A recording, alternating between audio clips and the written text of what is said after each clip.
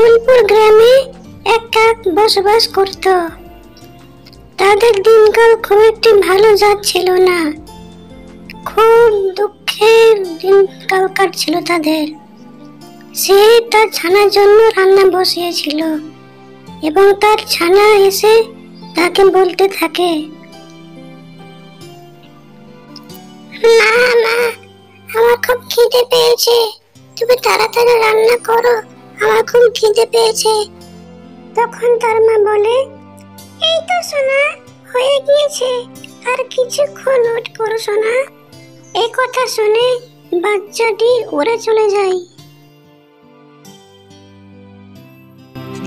প্রতাপপুর গ্রামে টুনি ও তার ছানা বসবাস করত। তাদের দিনকাল খুব একটি ভালো যাচ্ছিল না। একদিন টুনির বাচ্চা টুনিকে বলে, মা মা, আমরা কি আর খেতে পাবো না?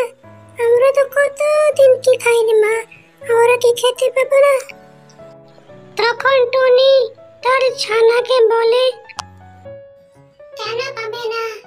অবশ্যই পাবে সোনা, অবশ্যই তুমি খেতে পাবে, অবশ্যই মাছ মাংস তুমি সব খেতে পাবে সোনা।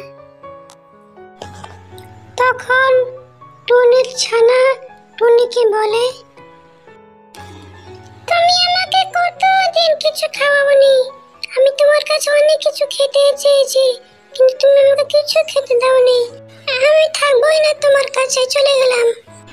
এই কথা বলার পর টুনির ছানা টুনিকে রেখে গায়েব হয়ে যায়।